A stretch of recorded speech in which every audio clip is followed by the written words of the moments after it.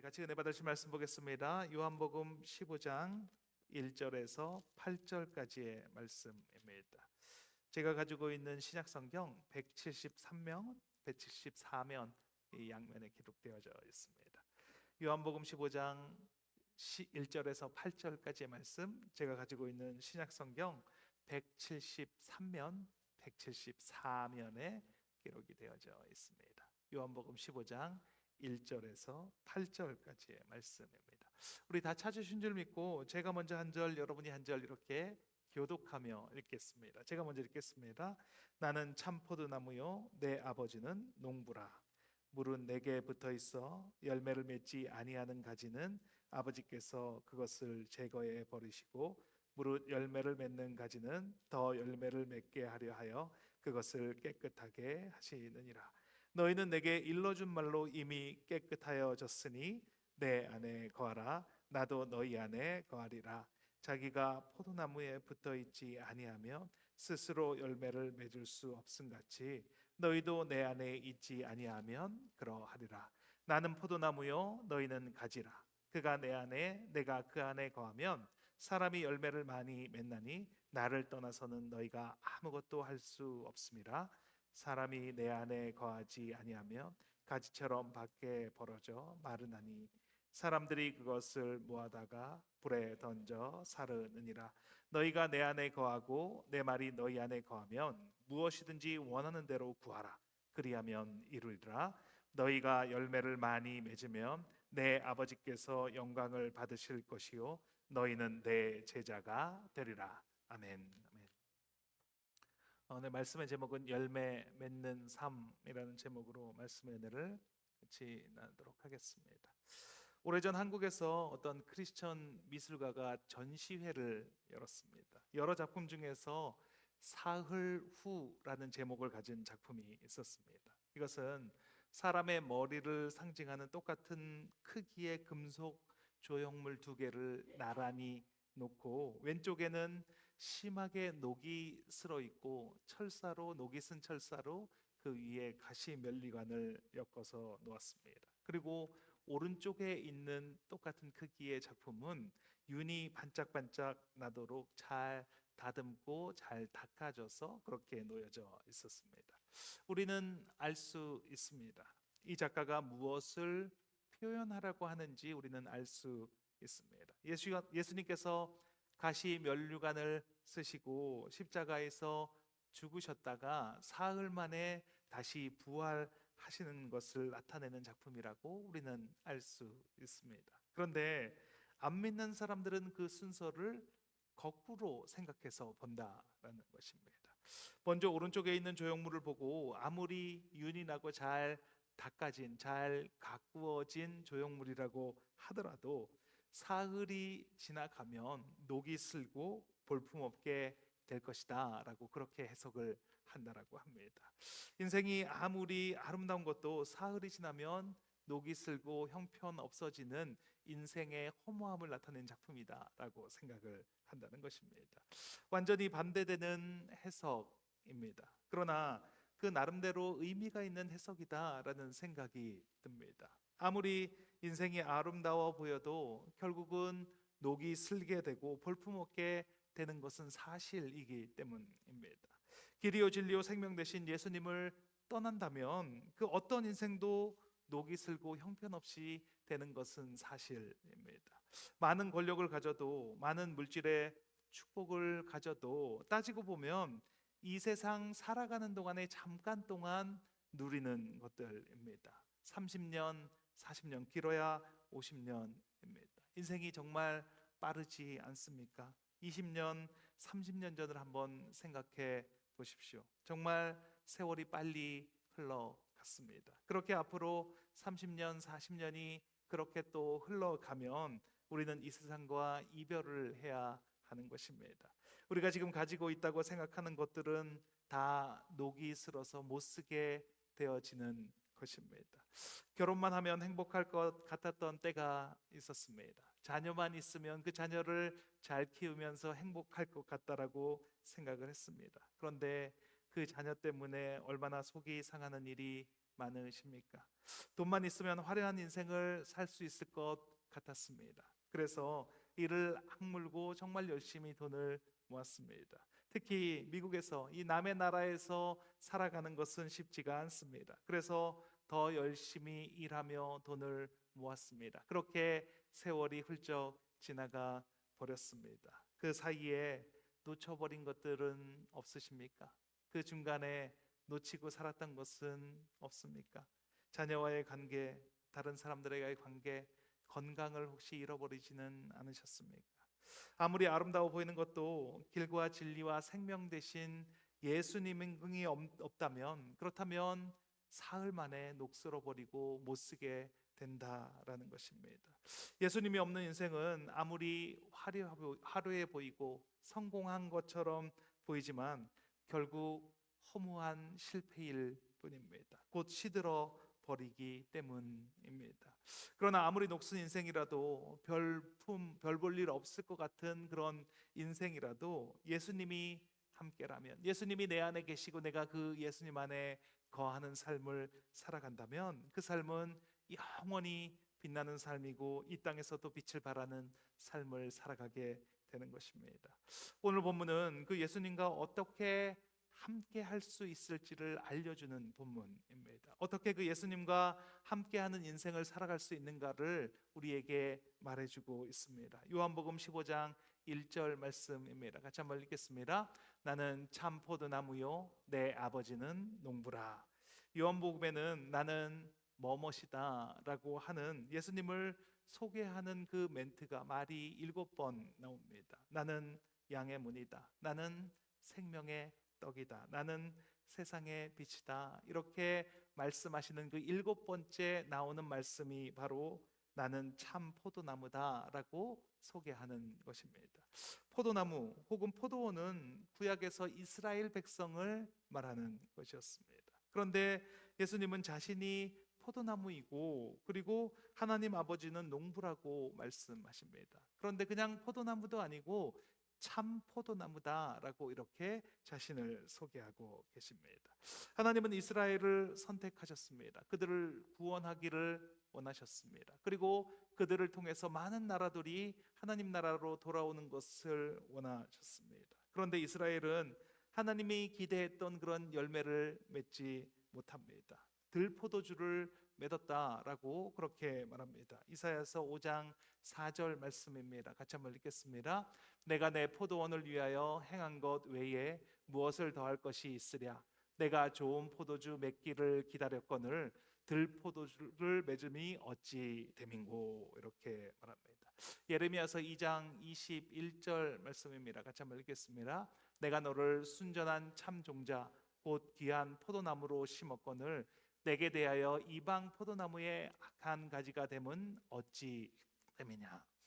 포도나무는 열매를 맺지 못하면 정말 그것처럼 쓸모없는 나무가 없습니다. 목재로도 쓸 수 없고 향이 나는 것도 아니고 뭔가 장식물로도 쓸 수가 없습니다. 그래서 열매를 맺지 못하는 포도나무는 바로 버려지게 됩니다. 그리고 그것이 마르면 불로 태워져 가는 것입니다. 그런데 열매를 맺으면 그 포도의 가지는 정말 다른 역할을 하게 됩니다. 열매를 맺으면 그러면 그 역할을 다 하는 것입니다. 오늘 본문에서 예수님께서 포도나무이신 예수님과 함께하는 방법을 알려주고 계십니다. 그것은 붙어서 열매를 맺는 것이다 라고 그렇게 말씀해 주십니다. 붙어 있기만 하면 되는 것이 아니라 붙어 있어서 열매를 맺어야 된다라고 말씀합니다. 요한복음 15장 2절 말씀입니다. 같이 읽겠습니다. 내게 무릎 붙어 있어 열매를 맺지 아니하는 가지는 아버지께서 그것을 제거해 버리시고 무릇 열매를 맺는 가지는 더 열매를 맺게 하려 하여 그것을 깨끗하게 하시느니라. 오늘 함께 나누고 싶은 말씀은 열매를 어떻게 하면 맺으면서 살아갈 수 있을까? 어떻게 많은 열매를 맺으면서 살아갈 수 있을까 하는 것입니다. 오늘 말씀을 통해서 참 포도나무이신 예수님께 붙어 있는 우리가 되기를 원합니다. 붙어 있을 뿐만 아니라 열매를 많이 맺는 삶을 살아가시는 저와 여러분이 되시길 예수님의 이름으로 축원드립니다. 첫째, 열매 맺기 위해서는 깨끗하게 해야 합니다. 같이 한번 읽겠습니다. 열매를 맺기 위해서는 깨끗하게 해야 합니다.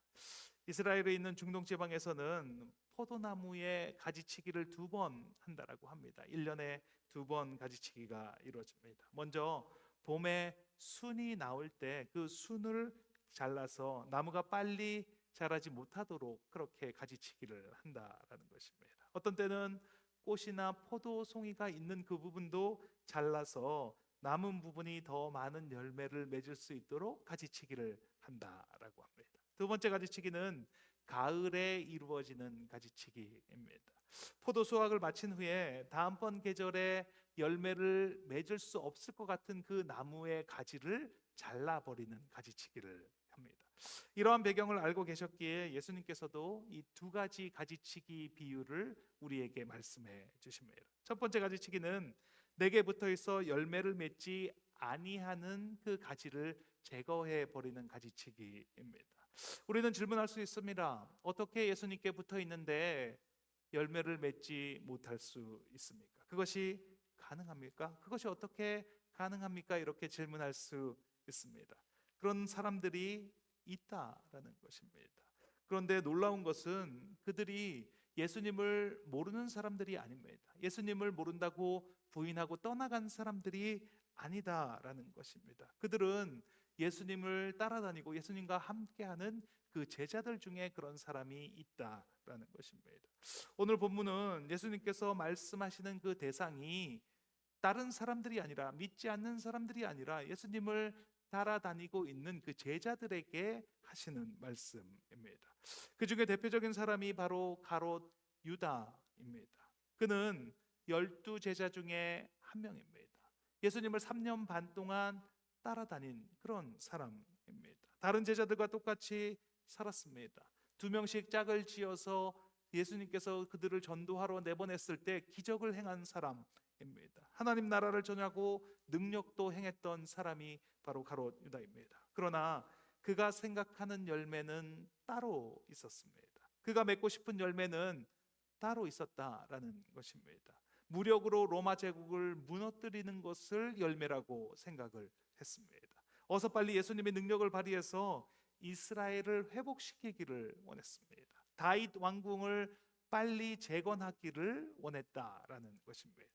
그런데 유다는 알게 되었습니다. 예수님이 원하시는 열매가 그것이 아니라는 것을 알게 되었습니다. 자신이 생각하는 열매와 예수님이 생각하는 열매가 다르다는 것을 알게 되었습니다. 가롯 유다는 정말 똑똑했던 사람입니다. 그것을 먼저 알았습니다. 그래서 예수님을 배반하게 된 것입니다.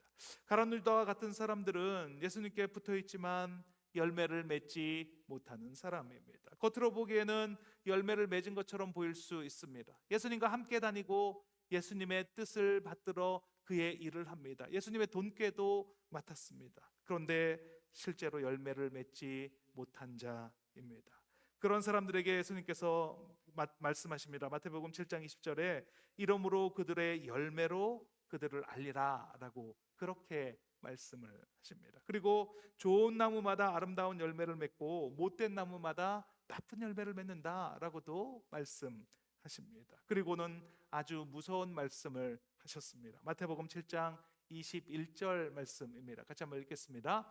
나더러 주여 주여 하는 자마다 다 천국에 들어갈 것이 아니요 다만 하늘에 계신 내 아버지의 뜻대로 행하는 자라야 들어가리라.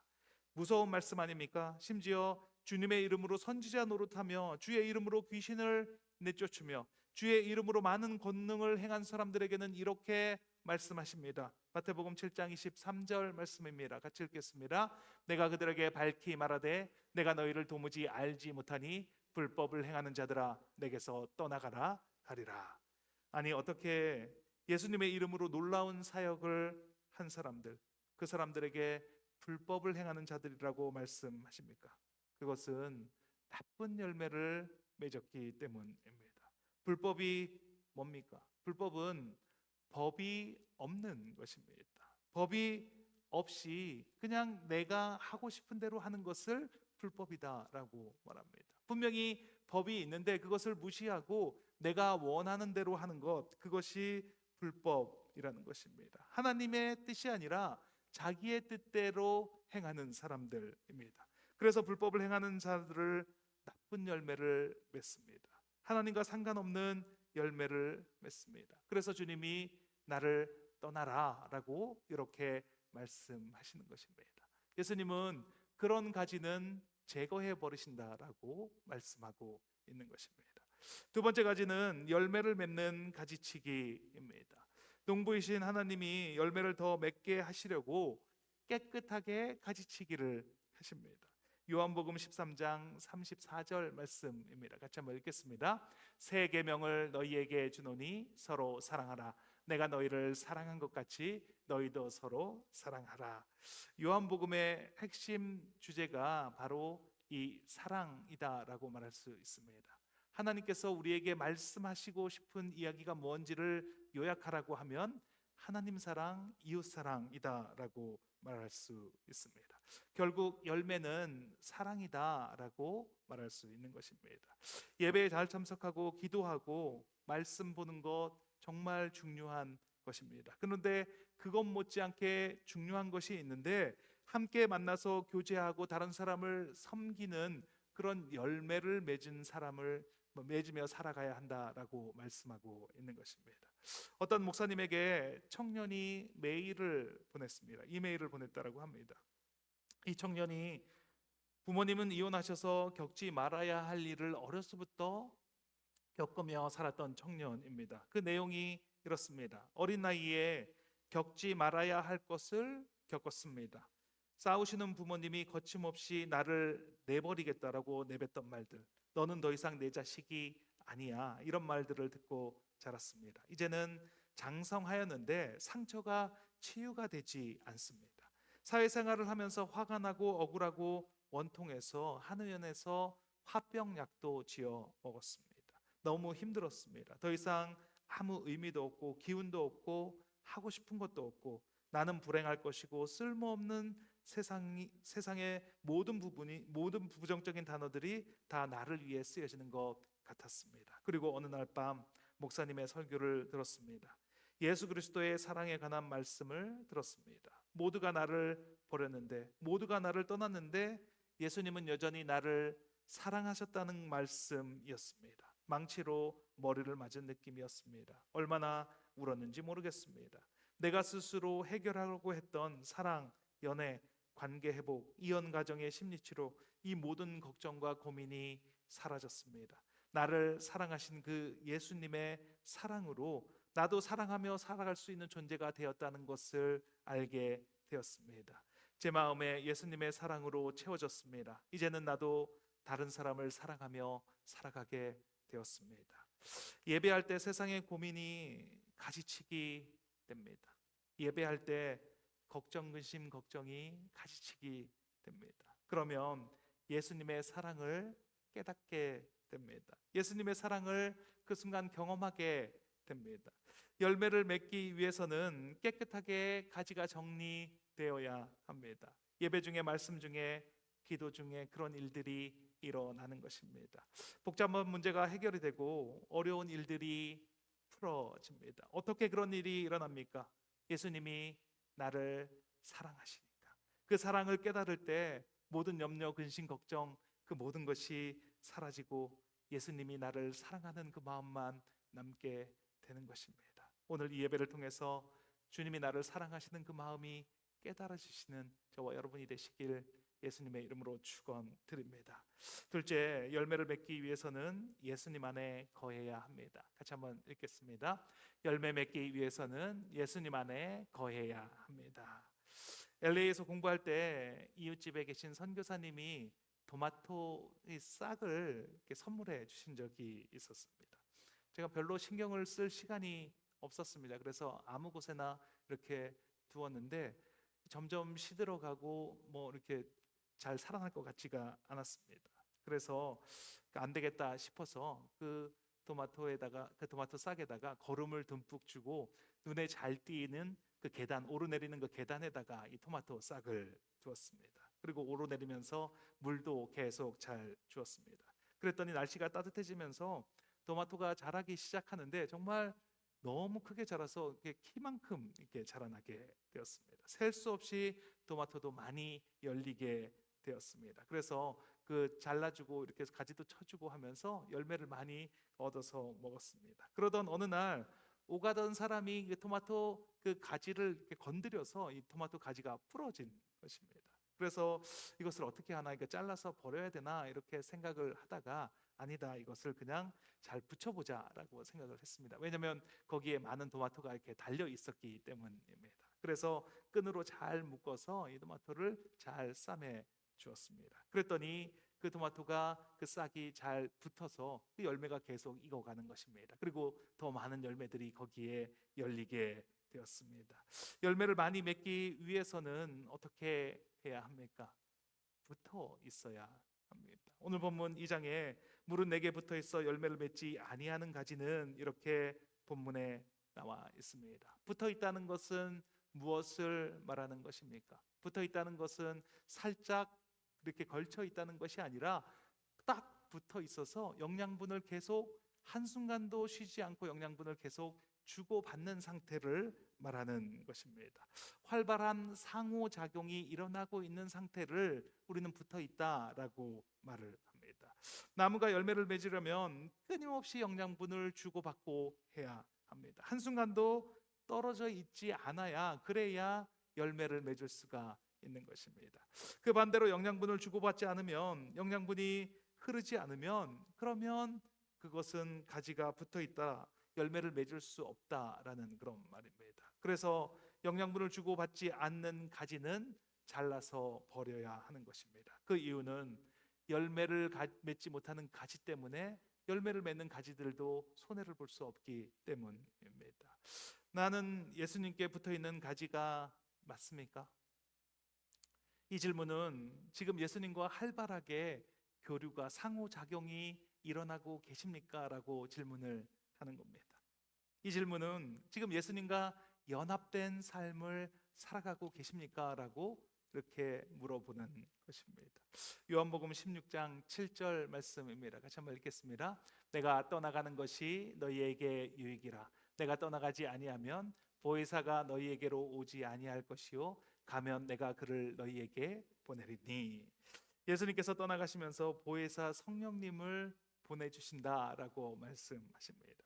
성령님이 오시면 우리를 진리 가운데로 인도하여 주십니다. 죄에 대하여, 의에 대하여, 심판에 대하여 세상을 책망하시는다라고 말씀하십니다.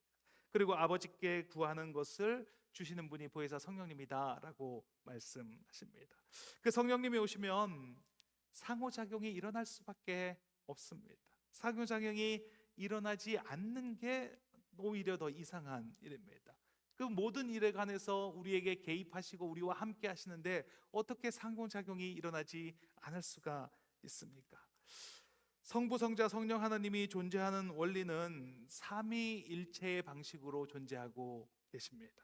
삼위일체를 가장 잘 설명한 말 중에 하나가 김세훈 교수님께서 하신 말씀이 있습니다.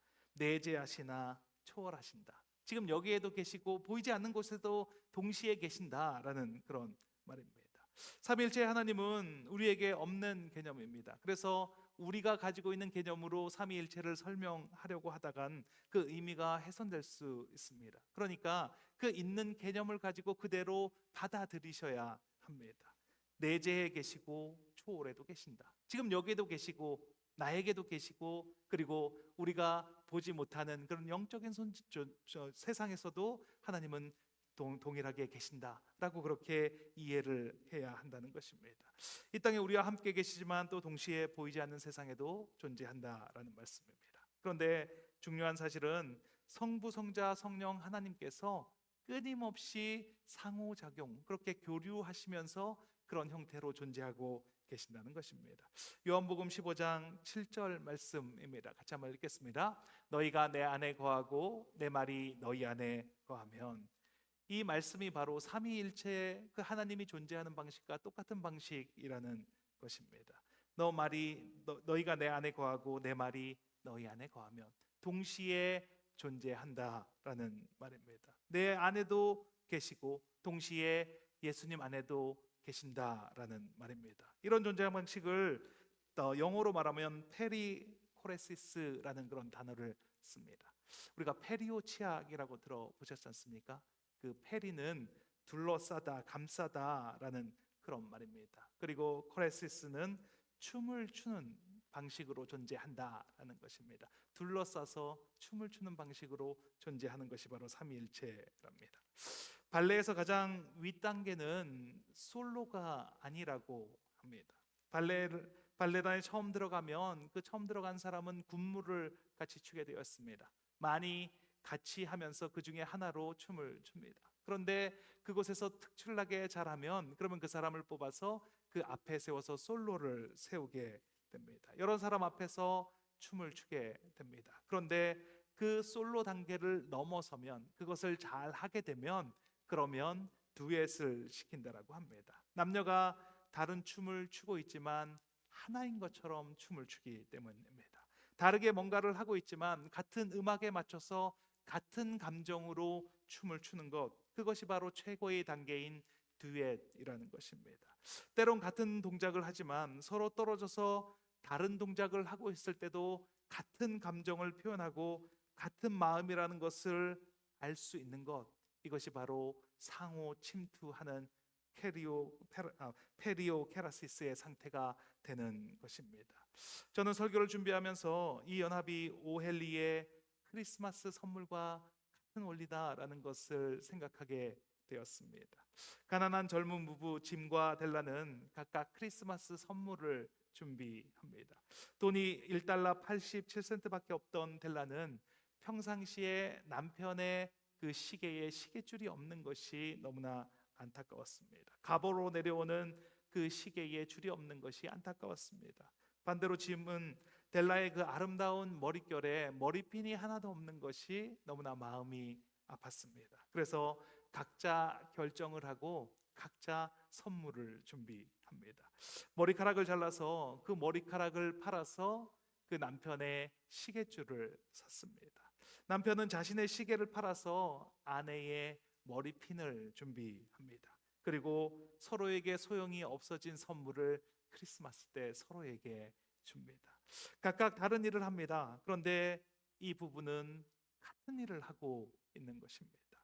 각각 떼어놓고 보면 정말 쓸데없는 일을 한 것입니다. 소용이 없는 선물들을 준비한 것처럼 보입니다. 그런데 조금 멀리서 떨어져서 이들 둘을 함께 지켜보면 동일한 일을 하고 있는 것을 보게 됩니다. 이들의 마음이 동일합니다. 서로 아끼고 서로 사랑하는 마음이 같은 마음입니다. 그때 이들을 지켜보는 사람들의 마음도 같은 마음이 되게 됩니다. 이 설교를 듣고 있는 저와 여러분도 같은 마음이 되지 않습니까? 이것이 바로 페리코레시스, 삼위일체, 상호 침투하는 그런 마음이라는 것입니다. 예수님은 한결같이 이런 마음으로 우리를 사랑하고 계십니다. 그런데 상호 침투가 일어나지 않는 이유가 있습니다. 그 이유는 내가 다른 곳을 보고 있기 때문입니다. 내가 다른 생각으로 세상을 바라보고 있기 때문입니다.